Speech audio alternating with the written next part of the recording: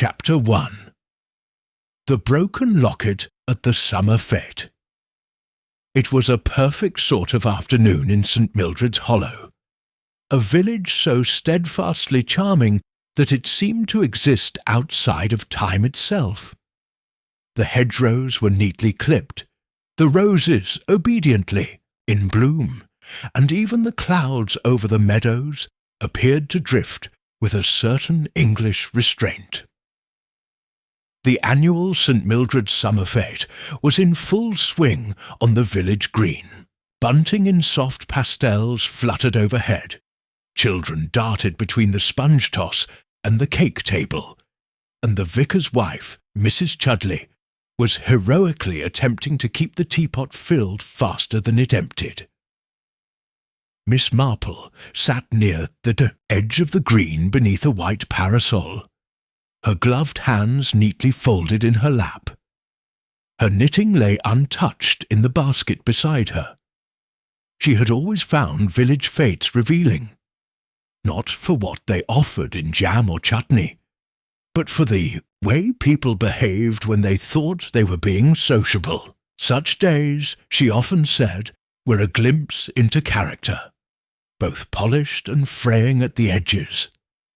She had just been admiring the discreet way young Emily Wingrave had returned a silver watch to Peter Carmody's jacket pocket.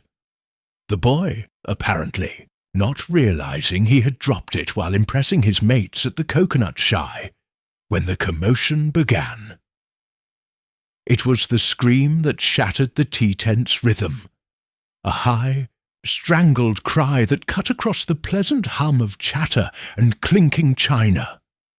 Everyone turned. At the far edge of the green, near the rose-judging tent, stood Mrs. Elspeth McGilvery, her face pale as chalk, her fingers clutching the side of a small, velvet-lined jewellery display. Her daughter, young Frances McGilvery, stood beside her, frozen in place, her hand still hovering above the now empty tray where a delicate antique locket had once rested. "It's gone?" Elspeth gasped, voice cracking.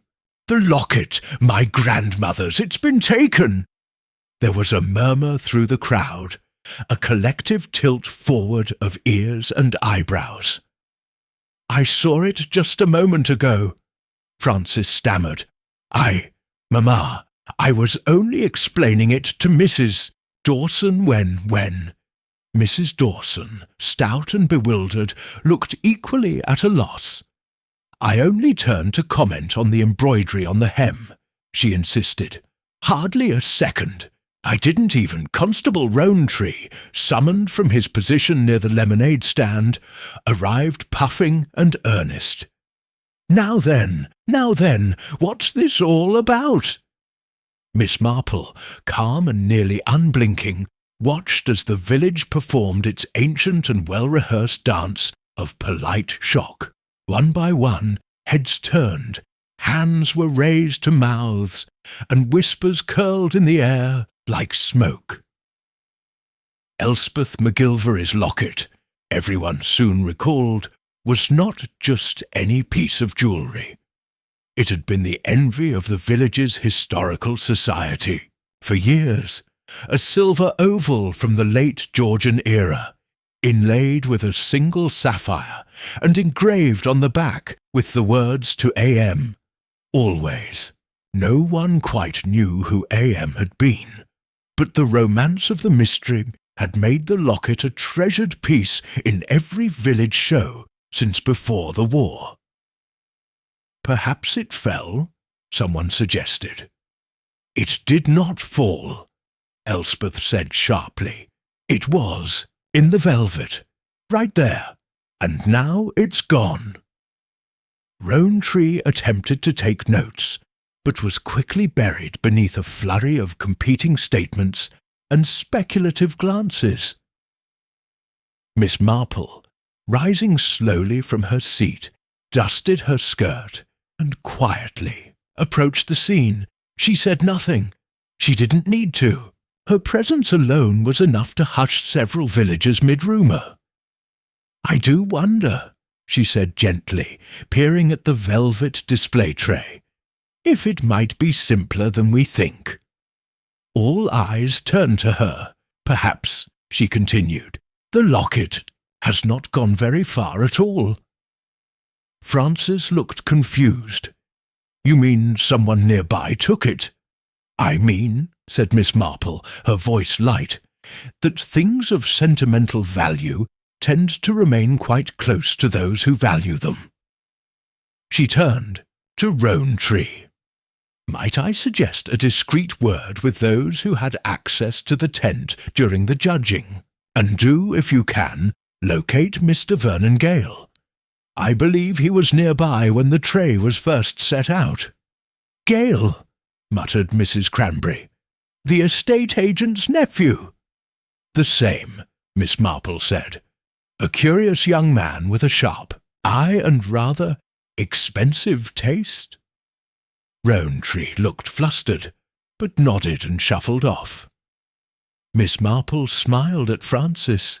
"It was very good of you to show the locket so kindly to Mrs. Dawson.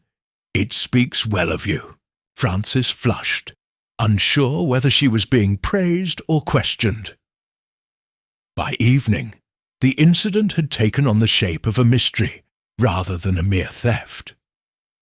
Mr. Vernon Gale, it turned out, was nowhere to be found after the theft had been noticed. He had left the fete early, citing a headache, and had not been seen since. The tray, when inspected more closely, showed faint smudge marks in the velvet lining, oddly uneven and not consistent with how the locket was usually displayed. And then there was the curious matter of the ribbon. A narrow, pale blue ribbon with a torn end had been discovered in the grass near the judging tent, caught beneath a bench leg, as if yanked in haste. Miss Marple examined it delicately, holding it up to the light. "Interesting," she murmured. "Very interesting indeed." That evening, as the sun fell behind the thatched roofs of St. Mildred's, and the summer fete dissolved into gossip-laced memory, Miss Marple returned to her cottage, her expression thoughtful.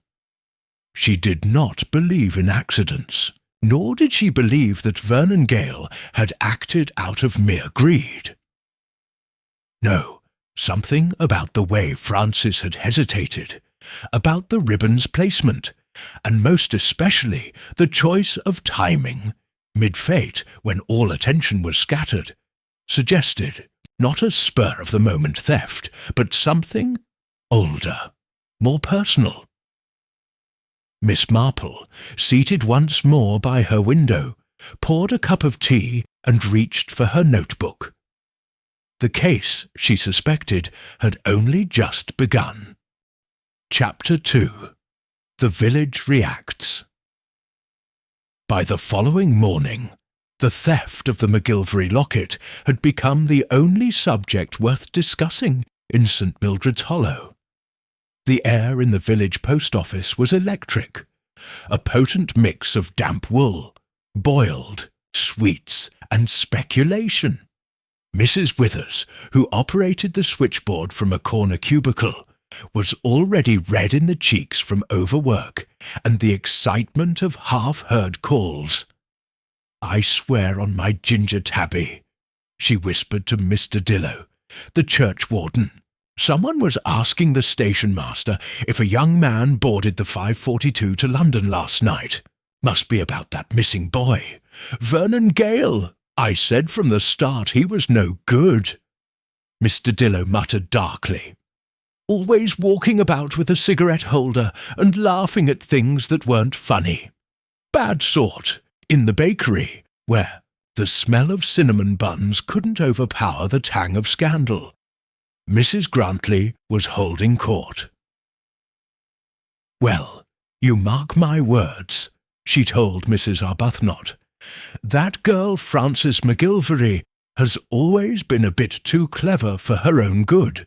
never liked being second to her mother in anything, not even the flower show. She was probably hoping to lose the locket and find it later, just to earn the praise. Mrs. Arbuthnot nodded. Or sell it on, if you ask me. Young people have no sense of heritage. And don't get me started on Peter Carmody, added Mrs. Grantley. He was lurking around the judging tent before anyone else. That one's hands are too quick, and his alibi's too slow. From the outside, it might have seemed that the entire village had turned into a tribunal, with every citizen a juror, prosecutor, or armchair detective. But inside her ivy-draped cottage, Miss Marple took a rather different view. She sat beside her sitting-room fire, poring through the local newspaper, the Hollow Herald, which had already issued a special afternoon edition with the bold headline, Mystery at the Fete. Family heirloom vanishes. There was a grainy photograph of the locket from a previous exhibition, and a slightly exaggerated quote from Constable Rowntree about pursuing all reasonable leads. Miss Marple sipped her tea. "Dear Rowntree," she murmured, "a fine lad, but inclined to follow the scent of cinnamon rather than the source of fire." That afternoon she made her first round of quiet calls. Her first visit was to Mrs. Dawson, who, though still flustered, welcomed her with a tray of shortbread and barely concealed relief. "Oh, Miss Marple, I don't know what to think," she said, lowering herself onto the sitting-room settee. "All I did was look away for a second, and now everyone's acting as if I snatched the thing myself." "I quite understand, dear," said Miss Marple kindly, "and I dare say no one who knows you believes such nonsense. Still, I wonder if anything seemed off. Any movement, any unusual conversation." Mrs. Dawson frowned, thinking hard. "Well," she said hesitantly, "I did see young Peter Carmody standing behind Francis for a bit. He was fiddling with his sleeve, now I think of it. But then he always is. Did he speak to either of you? Not that I recall. Though, yes, just before I turned away, I heard someone say something about the locket not being real, that it was a copy." Miss Marple's eyes twinkled. "How curious! And who said that? I'm not sure. I thought it was Peter, but the voice came from behind me." Miss Marple smiled politely and soon took her leave. Her next stop was the Wingrave residence, where young Emily greeted her with surprise, but quickly settled into an easy rapport. She had always admired Miss Marple's cleverness, especially since the mystery of the vicar's missing cufflinks 2 summers ago. "Emily, dear," Miss Marple said gently, "I wondered if you noticed anything unusual yesterday at the fete, specifically around the time of the locket's disappearance." Emily leaned forward. "Well, it was odd now you mention it. I saw Mr. Gale, Vernon, walking away from the judging tent before the scream. He was walking quite fast, and he passed Frances and bumped into her. She dropped something, but I couldn't see what. He didn't even look back, just kept walking like nothing happened." Miss Marple tilted her head. "And did Frances pick it up?" "No." She looked around as if she hadn't noticed. Then she went into the tent. "That's very helpful," Miss Marple said warmly. Her last visit that day was to Constable Rowntree, who was reviewing his notes with far more frustration than success. "Miss Marple," he said, rising quickly, "I'm glad to see you. Everyone's pointing fingers, but nothing's sticking." Miss Marple smiled gently. That tends to happen when one follows smoke instead of the spark. Tell me, did you find anything in Vernon Gale's lodgings?"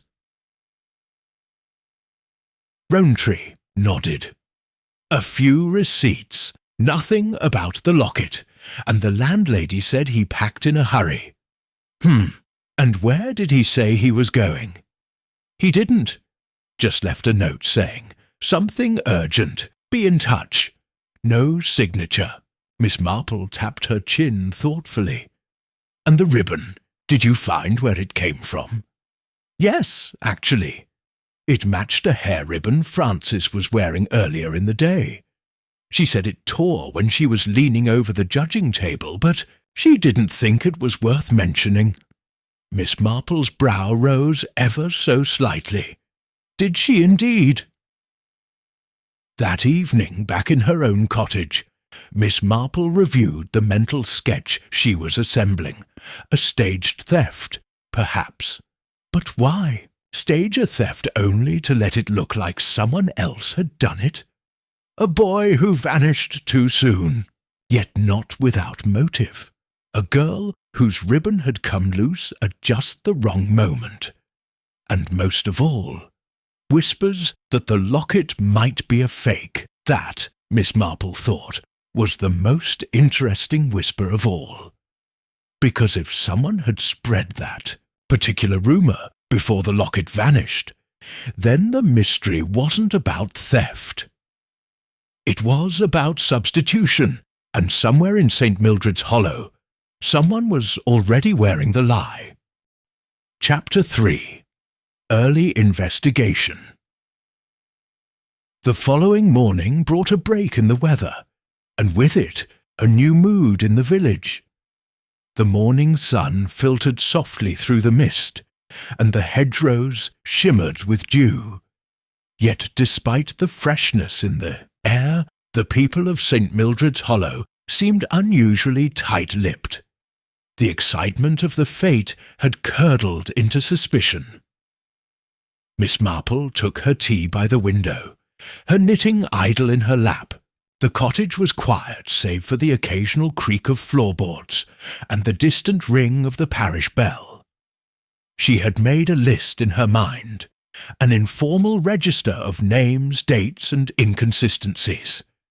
She was not yet ready to accuse, but she was quite ready to observe. It was mid-morning when she ventured into the village. Her first stop was Green's Antiques and Curios, a narrow-fronted shop with dusty windows, and a proprietor who could be flattered into divulging anything short of treason. Mr. Basil Green, round as a pumpkin and half as mysterious, greeted her with a deferential bow. "Miss Marple, always a pleasure. Here to look for another Royal Doulton teacup to replace that unfortunate casualty from the vicar's knees last month?" "Not today, Mr. Green," she said kindly, "though I was hoping you might help me with something else. I hear you're quite the expert on lockets." "Lockets?" he repeated, eyes glittering. "Well, yes, I've handled a fair few. Georgian, Victorian, even one Regency era with a lock of hair inside. Why do you ask?" "I was thinking of the McGilvery locket," she said, casually inspecting a display of brass clocks. "Do you recall when Mrs. McGilvery last had it appraised?" "Ah, that one." Mr. Green cleared his throat. "Beautiful piece. Well, it's been some years since I looked at it in detail, but I remember it well. Silver with a small sapphire, engraved on the reverse. Authentic, but not unique." "Not unique," Miss Marple repeated. "Well, there are a few similar pieces floating around from that era," he said. "Jewellers weren't as imaginative as people think. A popular design could be copied dozens of times." "Fascinating," she murmured. "And tell me, Mr. Green, if someone wanted to make a replica of such a locket today, could they do so convincingly?" Mr. Green puffed up. With the right craftsman, yes. But you'd have to know what to look for. Weight's the giveaway, and the hinge. Modern replicas often miss the recessed latch, or they use synthetic stones. Would it fool a casual observer? Certainly. Even most collectors, if they weren't being thorough. Miss Marple smiled. You've been most helpful. As she left the shop, a thought took root in her mind and refused to let go. What if the locket wasn't stolen at all? What if it had been swapped? Her next stop was the Crown and Rose, the local inn where Vernon Gale had been lodging since spring. The landlady, Mrs. Marla Kippins, greeted Miss Marple with her usual nervous energy and a slightly flowered apron. "I suppose you're here about that boy," she said without preamble, wiping her hands on a dish-towel. "I knew he was trouble the minute he asked for extra pillows. No one with good character needs that many pillows. I wonder," Miss Marple said, "if he left anything behind. Only a travel magazine and some hair cream." Mrs. Kippins sniffed. But, oh, there was something else. A receipt from London, tucked inside his bedside Bible, of all things. "How surprising," Miss Marple said gently. "May I?" With some hesitation, Mrs. Kippins retrieved it from a drawer behind the front desk. Miss Marple took the receipt delicately. It was dated 2 weeks prior from a shop on Portobello Road. The item listed custom silver locket engraving and stone inlay, 1 sapphire. She folded the paper and returned it. "Thank you, Mrs. Kippins. If the police ask, do keep that safe." Mrs. Kippins gasped. "Do you think he planned the whole thing?" Miss Marple's smile was unreadable. "Not alone."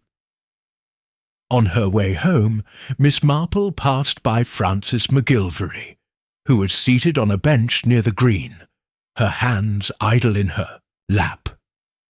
She looked pale, her eyes trained on the grass, as if searching for something she had once lost. Miss Marple approached with a warm nod. "My dear, I hope you're bearing up." Frances startled, then offered a wan smile. "Trying. Everyone seems to think I'm hiding something." "And are you?" Frances hesitated. "No, but it's difficult." Miss Marple sat beside her. "I find it's always difficult when we're caught between who we are and who we're told to be." Frances looked up sharply. "I didn't take the locket. I never said you did." A pause. Then, "But you do think something's wrong." "I think," Miss Marple said gently, "that there is more affection between you and Mr. Gale than your mother would care to admit.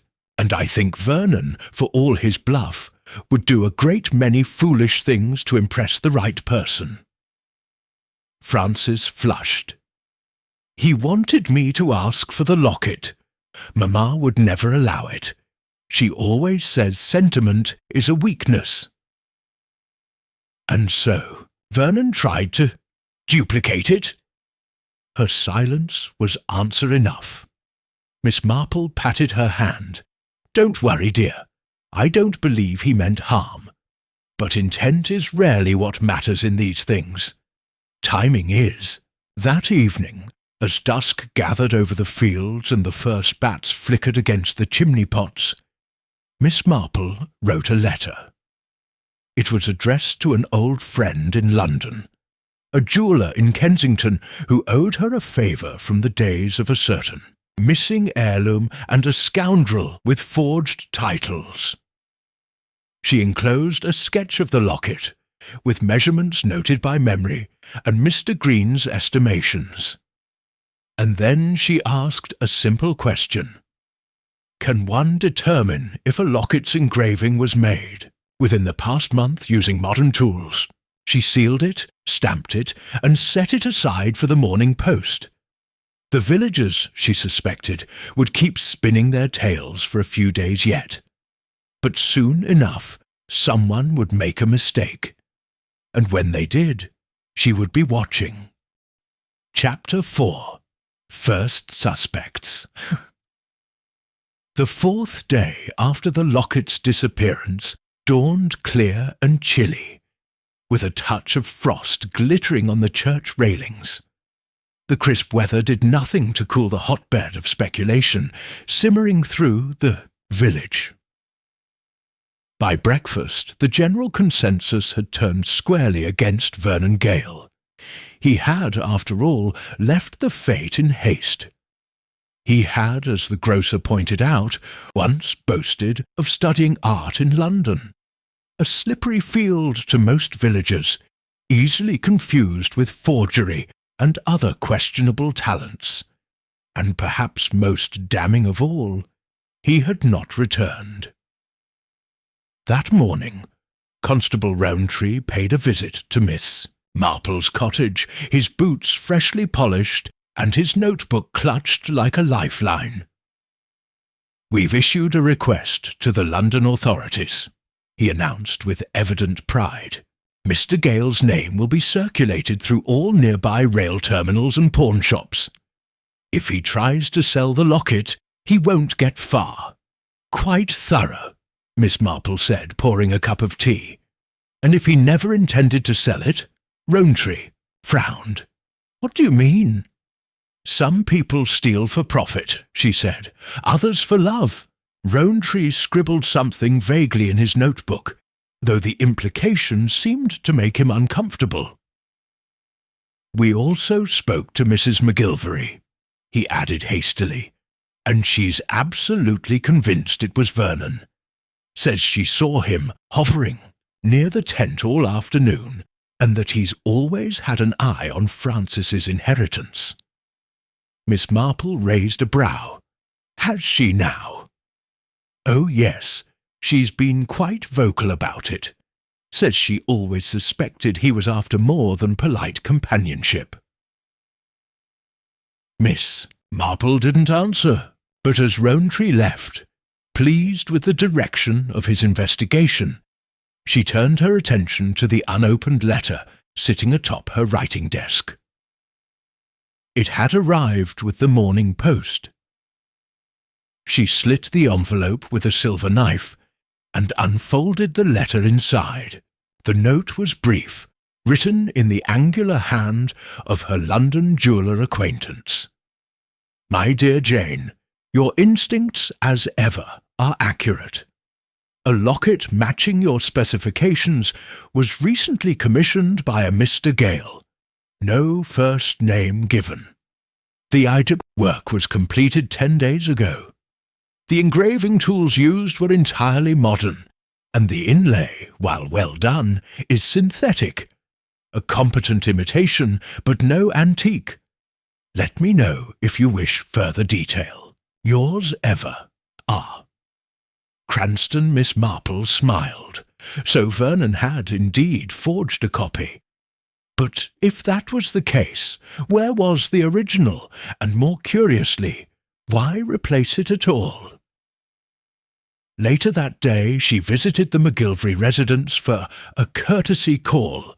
The grand house on Lavender Row was as pristine as ever, with a clipped box hedge and twin urns flanking the red door. Inside, the air smelled faintly of lavender water and starch. Mrs. Elspeth McGilvery received her in the drawing-room, wearing a slate-grey blouse and an expression of perfectly composed mourning. "So very kind of you to stop by," she said coolly. "The past few days have been ghastly. I dare say it's always the sentimental things one misses most." "I imagine so," Miss Marple said. "You've had that locket a long time, haven't you?" "It belonged to my grandmother. A gift from her betrothed, though they never wed, poor soul. Spanish influenza.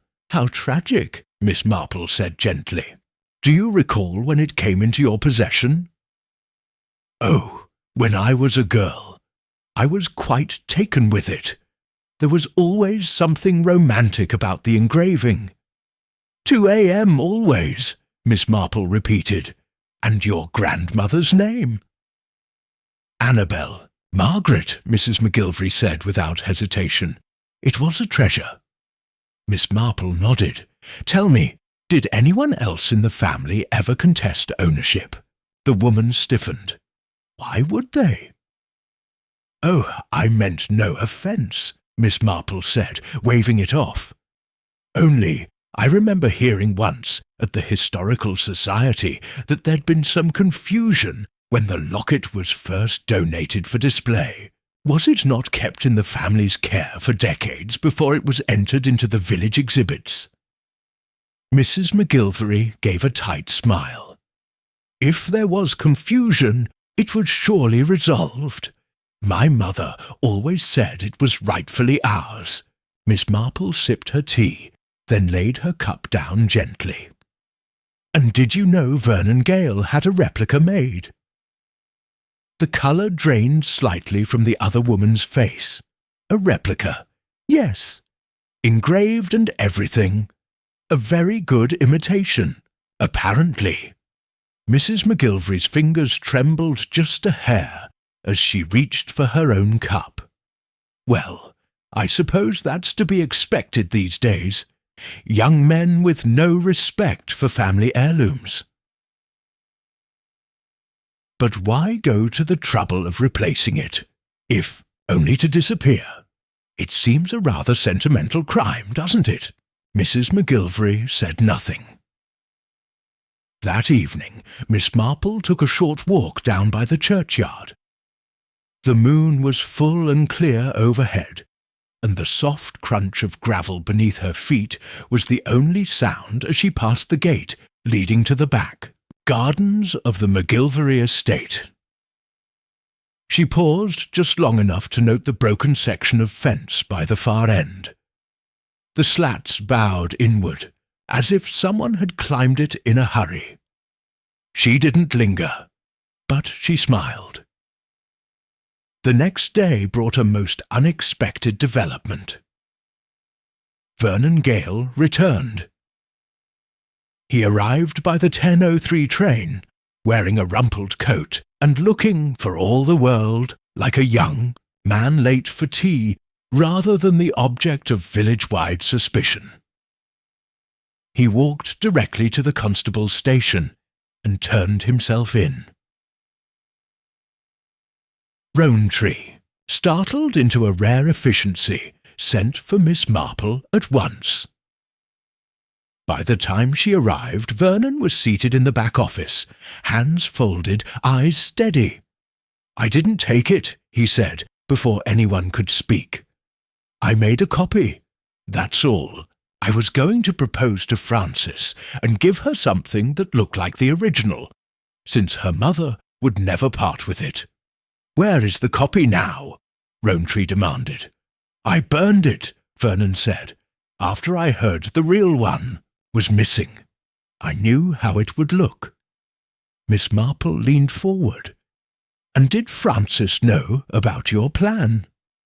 "She didn't," he said. "I wanted it to be a surprise." Miss Marple tapped her cane against the floor. "And if I told you," she said quietly, "that the original locket may never have left the tent?" Vernon stared. Miss Marple smiled faintly. "Then, dear boy, I'd say it's time someone had a word with Frances, or more precisely, about Frances." Chapter 5. A hidden clue miss. Marple did not sleep easily that night.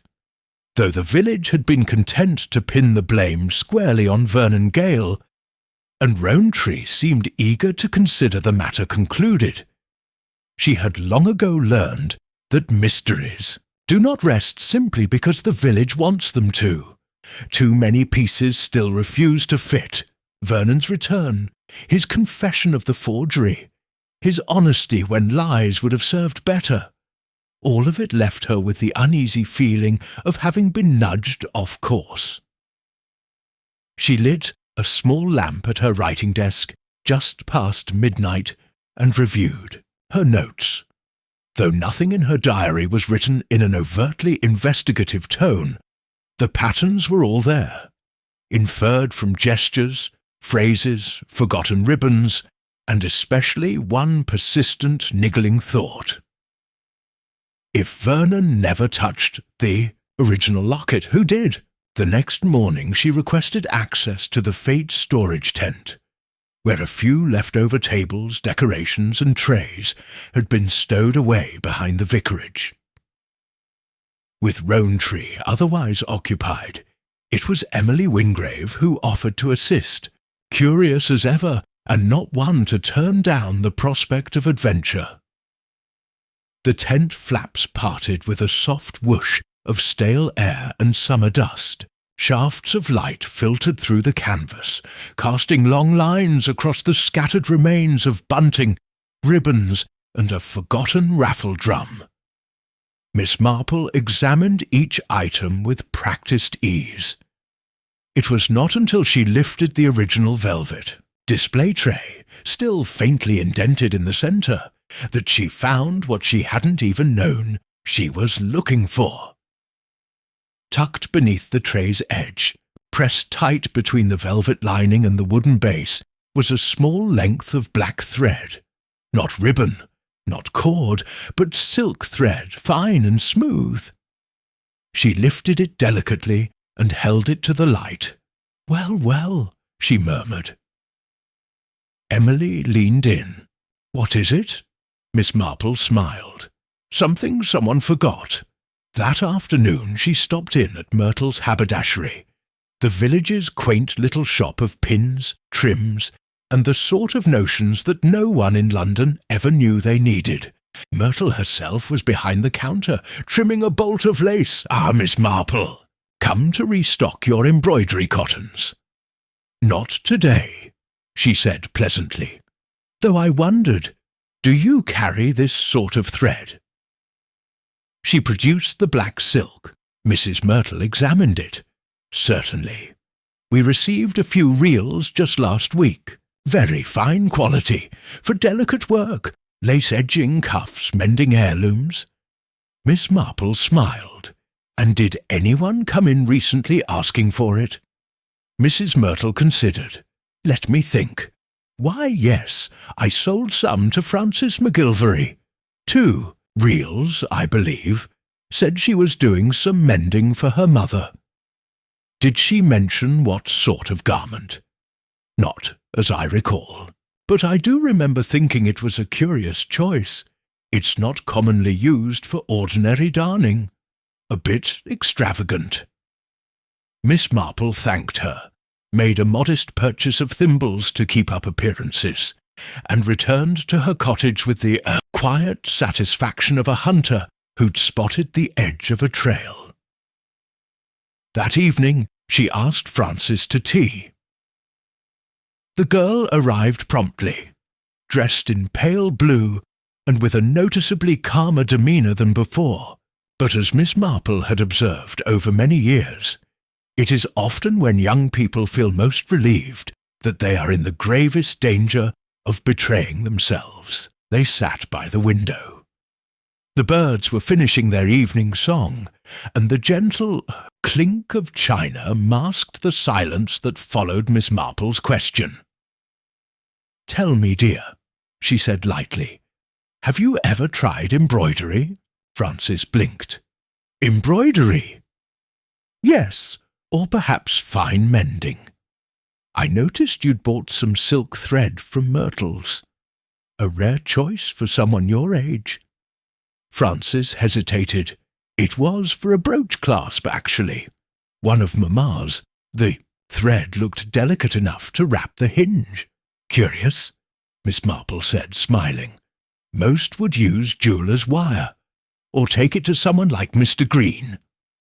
Frances's cup clinked softly as she set it down. "I didn't think it worth the fuss." "Of course, but it makes me wonder." Miss Marple leaned forward, tone gentle. "Did you know about Vernon's plan?" Francis didn't respond. Did you help him, perhaps without realizing the consequences? Or did you try to stop him? Did you? Francis was silent, and then the words came, rushed and sharp-edged. I didn't mean for any of this to happen. I know, Miss Marple said quietly. I thought he was being foolish. The copy was meant to be a joke, a romantic gesture.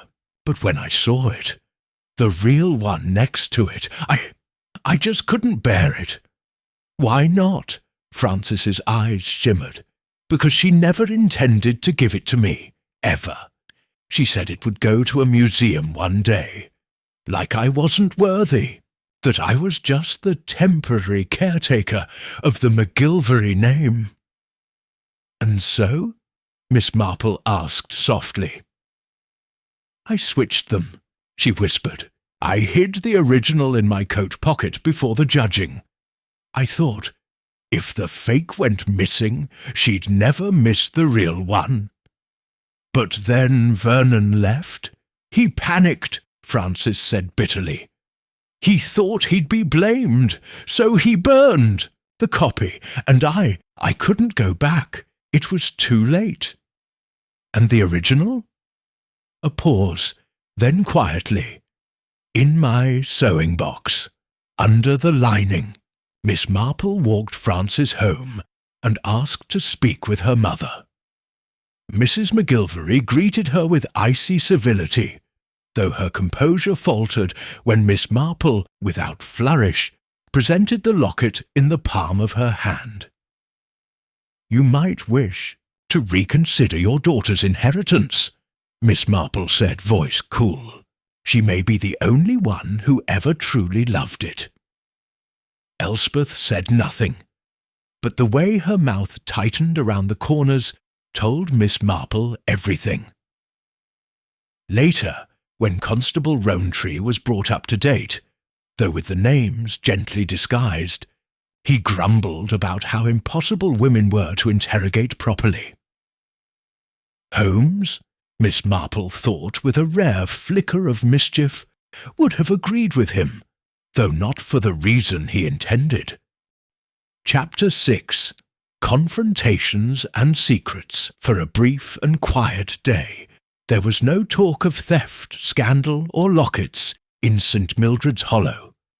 But of course, this only meant the gossip had moved indoors. Behind tea-room curtains, inside tidy parlours, and between gasps exchanged over laundry lines. People pretended to forget, but in St. Mildred's, nothing was ever truly forgotten.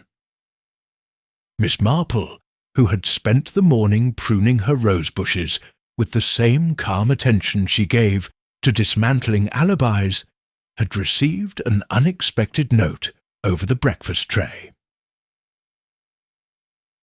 It was signed in the careful, slanted handwriting of Francis McGilvery. Miss Marple, I've remembered something. Something I didn't think was important before. I'd rather tell you in person. Can you come after tea? Miss Marple, who knew all too well how often truth slipped out in the cracks of guilt, put down the note and resumed her clipping with a little more purpose. By 4:30, she was walking up the McGilvery path once more.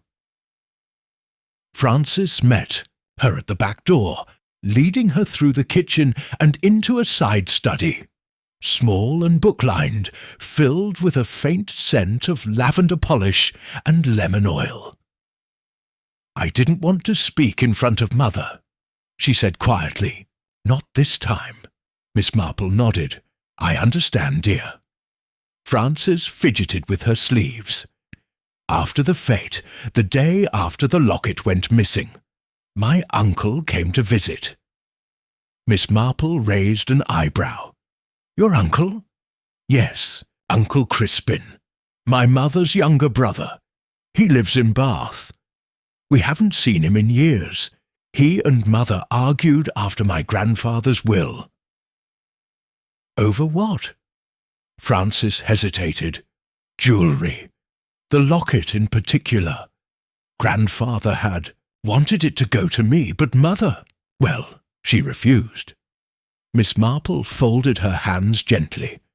And what brought him back now? Francis gave a rueful half-smile. That's the odd part. He didn't say why. Just turned up for a cup of tea, asked how I was doing, and left within the hour. Didn't even stay for supper. But I found him later that evening, alone in the drawing-room, staring at the mantel where the locket used to sit. And your mother? She didn't know. I didn't tell her. I thought maybe he had come back to make amends. Miss Marple's gaze lingered on the young woman's face. You think he was looking for the locket? I do, Francis said.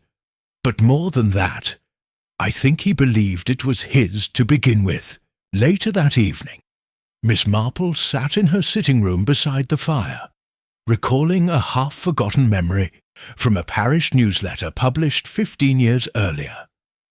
A brief mention of a family dispute at the McGilvery estate concerning the distribution of heirlooms. She fetched her scrapbook from the bureau and flipped through the faded clippings, yellowed with age and dust. There it was. Crispin Allerton McGilvery filed a minor grievance over contested articles from his late father's estate, citing discrepancies in the division of family valuables. The matter was settled informally. She closed the book and sat back. Settled, perhaps, but not forgotten. The next morning Miss Marple paid a call on Mr. Basil Green, the antiques dealer, once again. "Are back for more teacups, Miss Marple?" he called from behind a stack of Wedgwood saucers. "Not quite," she said with a smile. "I was curious. Have you had dealings with a Mr. Crispin McGilvery?" Mr. Green straightened. "Crispin? Good heavens, I haven't heard that name in years. But you have heard it." "Oh, yes. He came to me once, years ago, shortly after old Mr. McGilvery passed. Wanted an appraisal on a box of keepsakes. Nothing remarkable, mind you. But there was some fuss about a watch chain and a pair of cufflinks." "Not a locket?"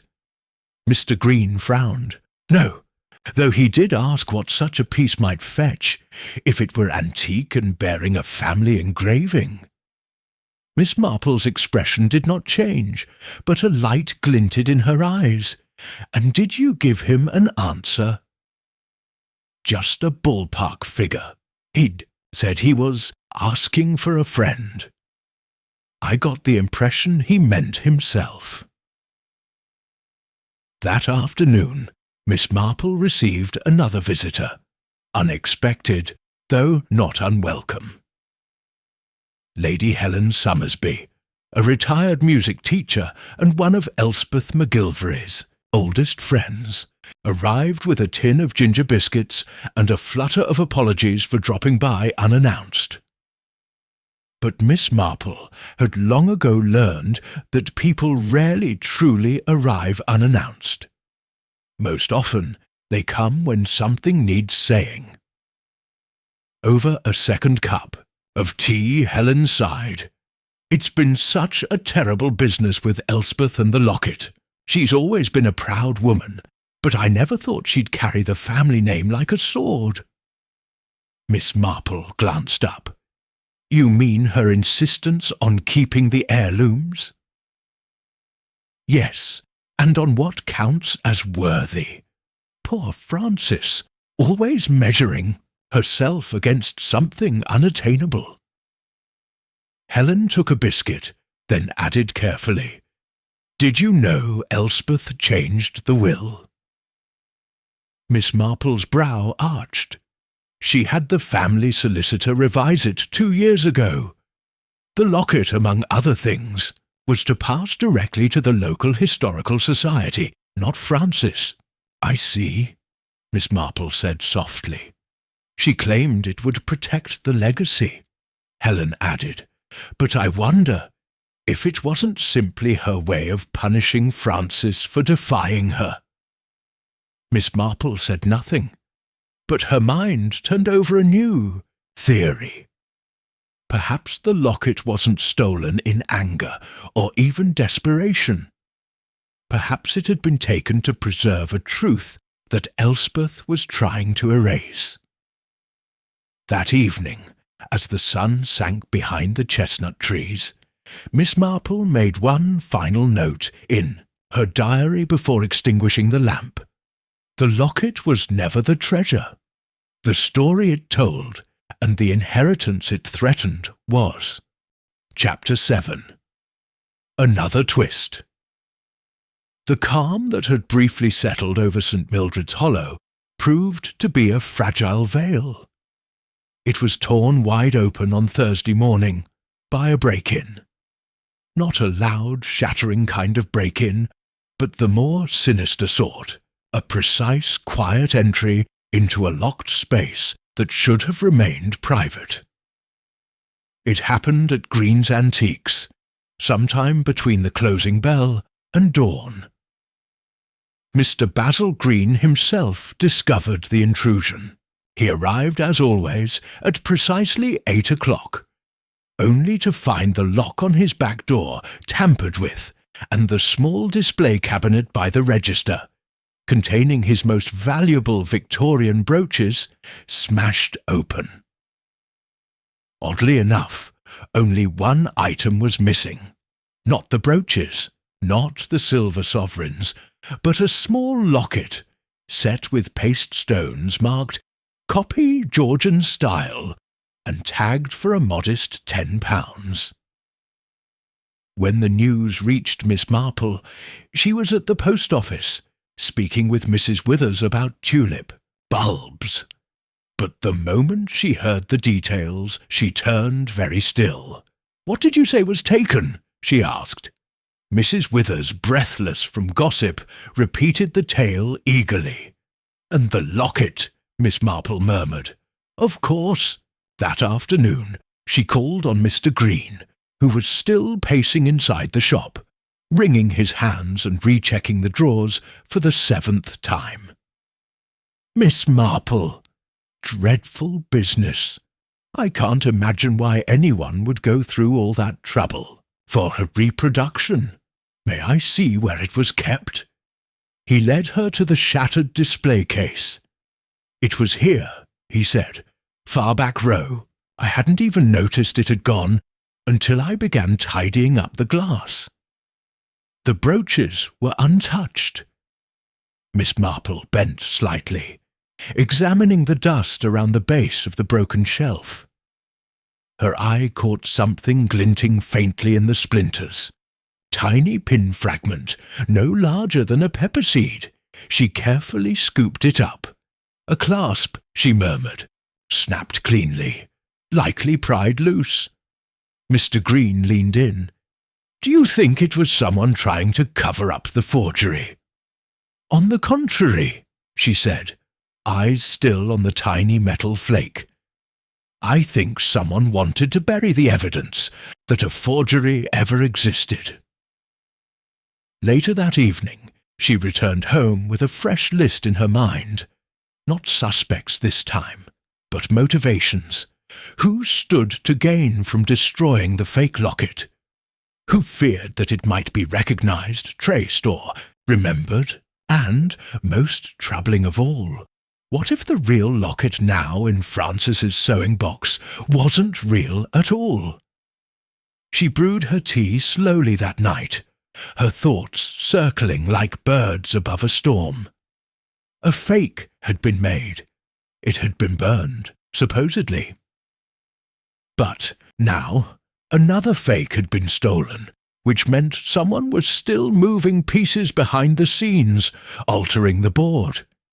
And the moment that happened, Miss Marple knew they weren't dealing with sentiment any longer. They were dealing with intent. She returned the next morning to the McGilvray house. Elspeth answered the door herself, her lips pressed into a line. She had grown sharper in tone with each passing day, as though defending her family name required twice the effort now. "To what do I owe the visit?" she asked coolly.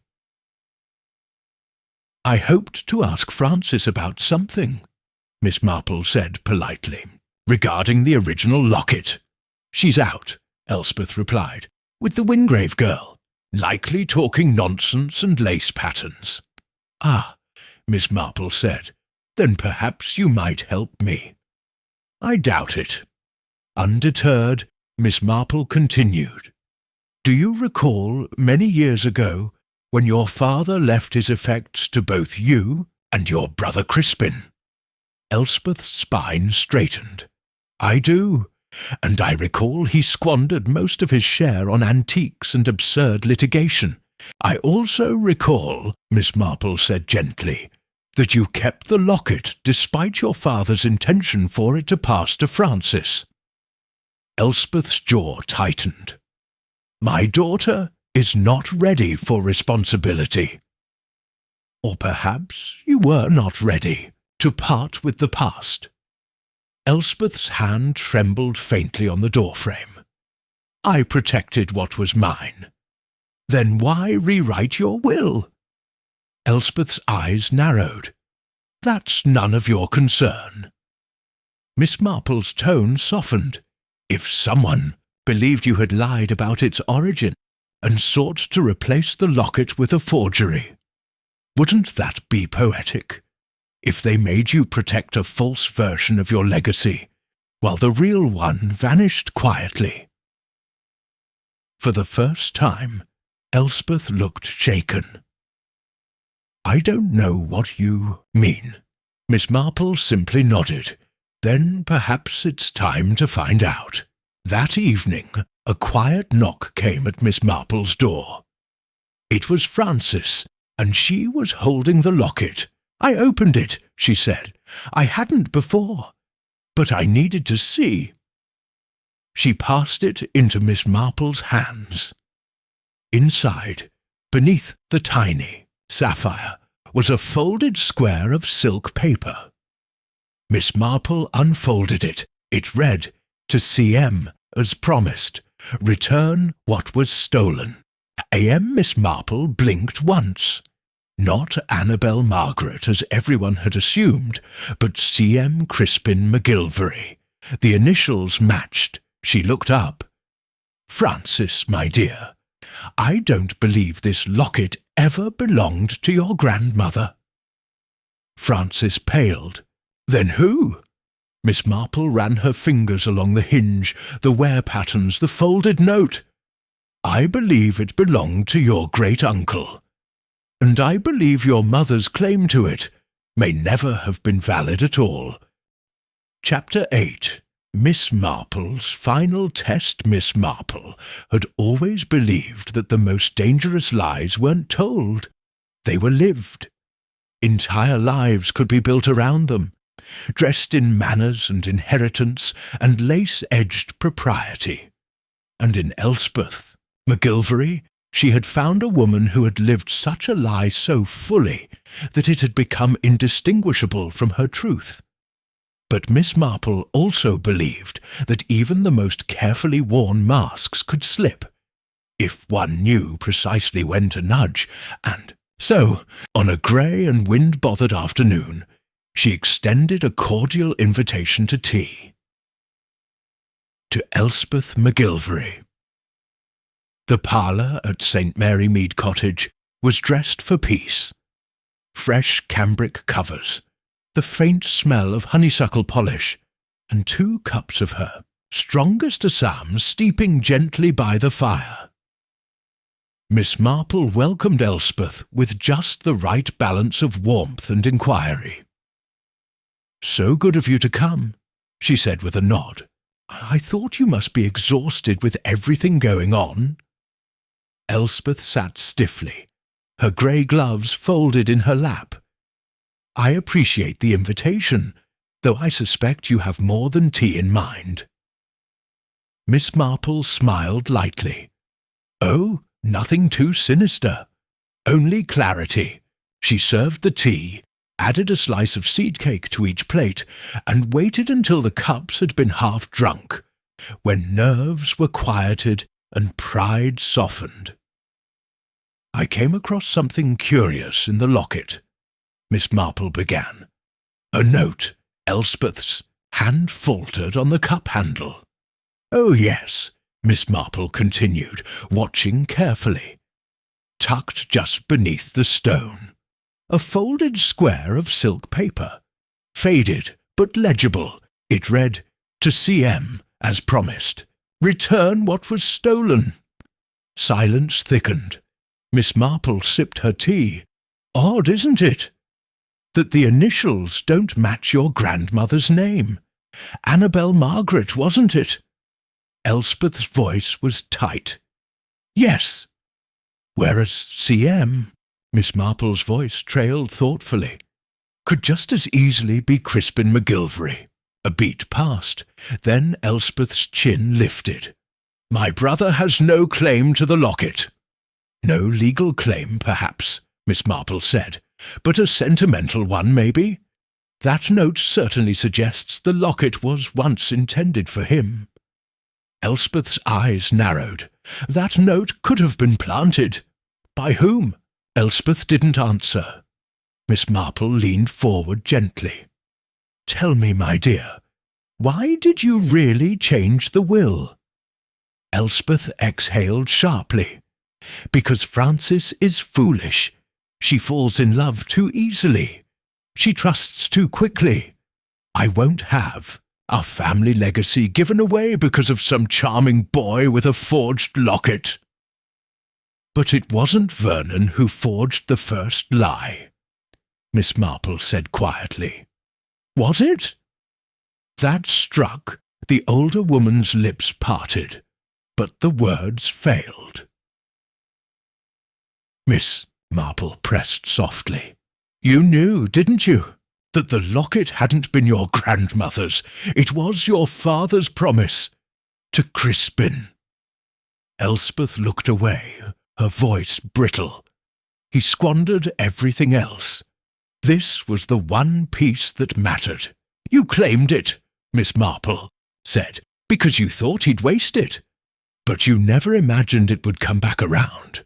Not through Frances, not through love." Elspeth didn't deny it. Instead, she said very quietly, "I hid the real locket in the back of the linen press the night before the fete. I didn't want Frances to use it in some romantic display. I meant to put it back after." Miss Marple's eyes remained steady. "But someone beat you to it." Elspeth looked up sharply. "You thought Vernon had taken the real one. But he hadn't. Frances already had it. What you retrieved from the linen press afterward wasn't the original, it was his replica, left behind by accident." The colour drained from Elspeth's face. Miss Marple's voice softened. "You didn't know you were holding the fake. Not until the clasp broke and you saw the seams. That's when you broke into Green's shop, wasn't it? To destroy the second fake, the last one that could prove anything." The silence stretched long and taut between them. And then Elspeth spoke. "He was always the golden boy. Charming, weak. I was the one who stayed, the one who kept our name clean." Duchem looked at the locket in Miss Marple's hand with something that was neither regret nor affection. "I should have burned it years ago." After she left, Miss Marple sat for a long while beside the fire, holding the locket gently in her palm. It was not justice she felt. It was not triumph. It was a soft sorrow for how people tried so desperately to possess what could never truly be owned: love, memory, legacy. Later that evening, Miss Marple invited Frances for a walk along the path by the vicarage. They passed beneath chestnut trees just beginning to brown, and Miss Marple said, as if lightly, Your mother won't contest it.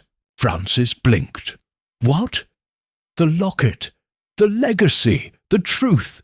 She won't challenge it. Frances's voice shook slightly. But how? Miss Marple looked up at the gold-tinted sky. Because she has nothing left to protect.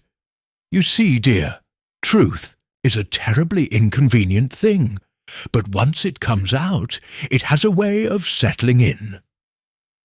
Frances walked silently beside her for a few more steps. Then she whispered, Thank you. Miss Marple smiled gently. It wasn't for me. Chapter 9. The Reveal.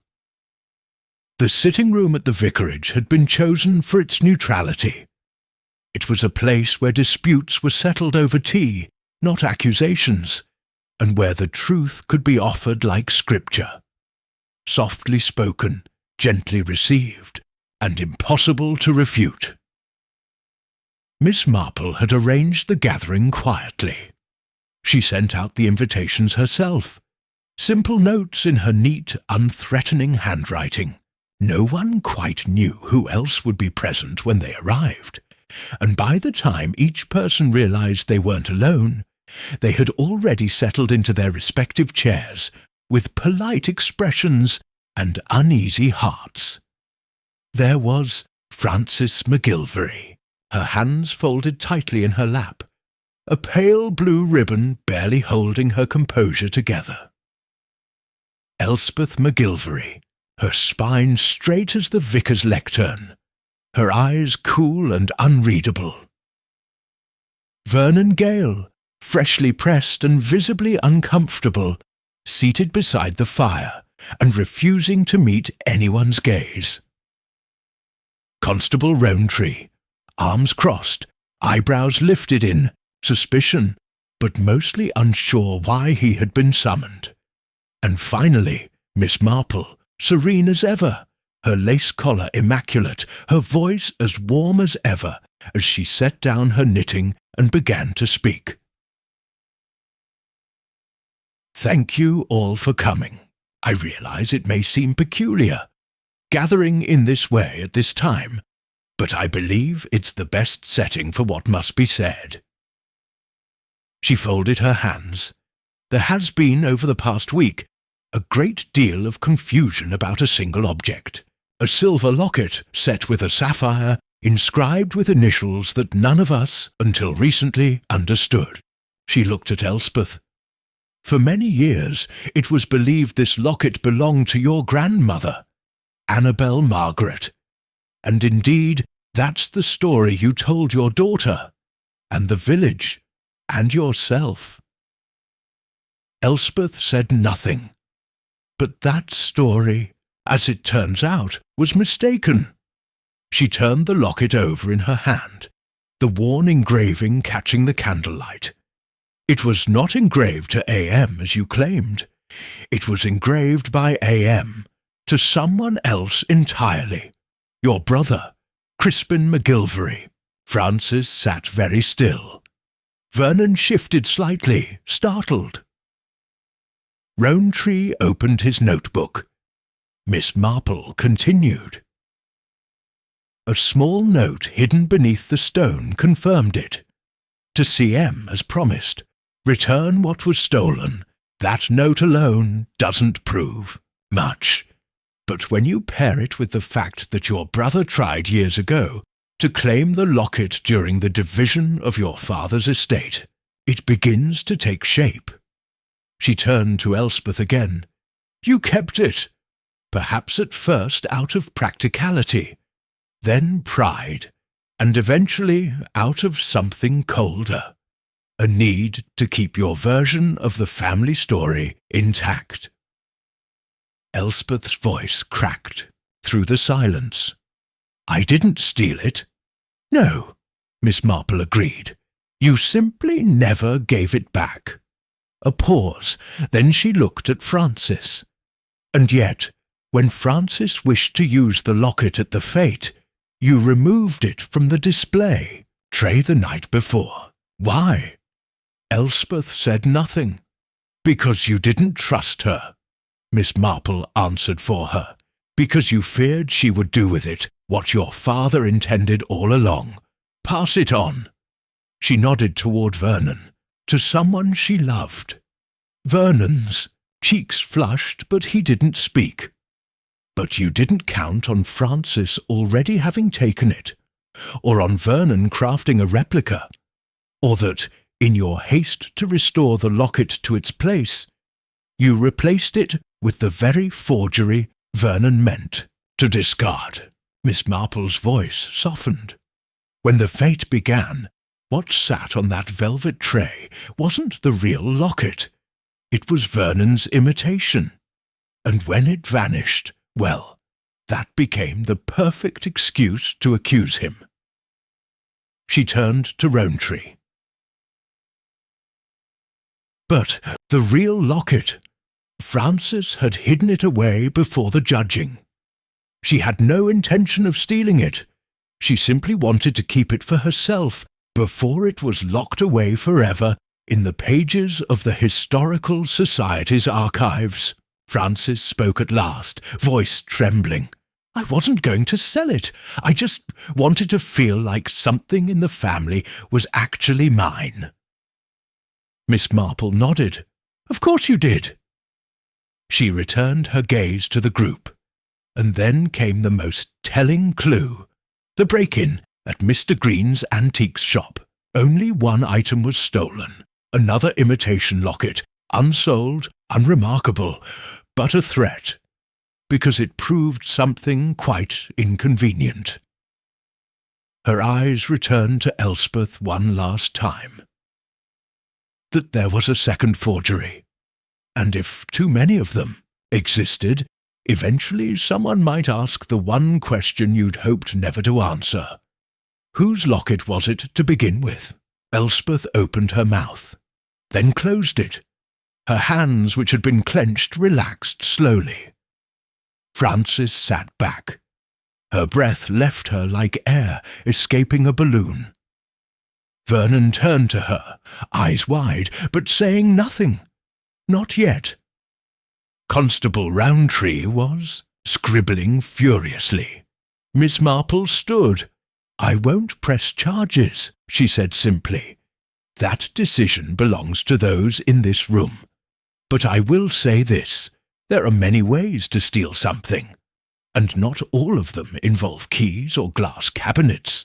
The most dangerous theft is of legacy, of memory, of truth." She turned to Francis. "You deserve to choose what story you tell next." Then she gathered her things, thanked the vicar for the use of his parlour, and left. As she walked down the stone path beneath the early evening stars, she felt, for the first time that week, a quiet resolve settle over her. The truth, once spoken, had no need to shout. It simply stood. Chapter 10. Aftermath. It was a week before the village began speaking of other things again. The talk shifted back to the state of the vicar's chrysanthemums, the questionable morality of Mrs. Grantley's rhubarb gin, and whether or not the Wingrave twins were truly identical.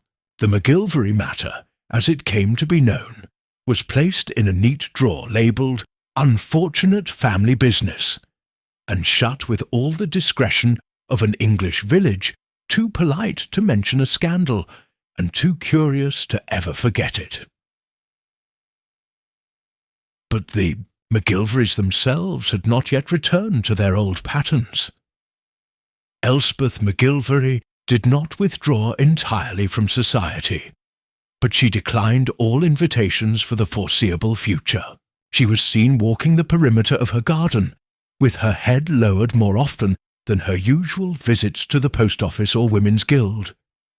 The imperiousness that once clung to her like a silk shawl now seemed thinner, worn about the edges. She had not spoken to Miss Marple again, nor had she challenged Francis's claim to the locket. Some victories, Miss Marple had mused, were not won in conversation. but in the silence that followed it. Frances, for her part, had changed in subtler, quieter ways. She no longer rushed to greet passers-by, or apologized so swiftly when interrupting conversations. There was a calmness about her now, a sense of grounded ownership, of self. She and Vernon were seen together again, walking the lane toward the bookshop, seated on the stone bench near the churchyard. They never spoke publicly of the events, never referred to fakes or wills or theft, but there was a gentleness in the way Vernon looked at her, and a new steadiness in the way she returned his gaze. Miss Marple, watching them from her parlour window one morning, smiled faintly and returned to her knitting. It was a few days later, when Constable Rowntree arrived at her cottage with a basket of pears and an expression torn between confusion and grudging admiration. "Just wanted to say, thank you, Miss Marple," he said, scratching behind his ear, "for, well, everything. Would have taken me weeks to get half as far." "I'm sure you'd have gotten there eventually," she replied, eyes twinkling. "You're very methodical, quite good at questioning people. You only need a little more listening." Rowntree blinked. "Listening?" "To what isn't said," she clarified gently. "It's often more revealing than what is." He nodded solemnly, though clearly unsure if she was complimenting him or giving him homework. She handed him a jar of plum jam and sent him on his way. That evening, Miss Marple received a letter. Not a formal one, but a folded note slipped through, her letterbox with no stamp. Inside was a short message written in Frances's graceful hand. "Thank you for seeing me when I couldn't see myself. I've returned the locket to its box, but not to its pedestal. Some truths are better held in private hands. I hope one day I'll have earned its meaning." With quiet gratitude, Miss Marple held the letter for a moment, then placed it between the pages of a small leather journal, where she kept the names of every mystery she had ever solved, though never for public record. She lit a candle, poured herself a modest brandy, and sat by the fire. There, in the gentle hush of evening, she reflected not on the crime, but on its cause. The locket had been nothing more than a bauble, in truth, a trinket made valuable only by the emotion pinned to it, but in its small oval face had lived a war of ownership, resentment, and forgotten promises, not because of its worth, but because of what it was made to represent. And that, Miss Marple thought, was the true danger of keepsakes. They do not only hold memories, they hold stories. And stories, once told wrongly for long enough, begin to believe themselves. She took a sip of brandy, closed her eyes for a moment, and whispered into the glow of the firelight. "Families are such interesting puzzles. It's always the missing piece that causes the most trouble." The candle burned lower. The locket, hidden now in a sewing box, sat unspoken of, but not forgotten. And the village, like always, turned its gaze to the next afternoon tea.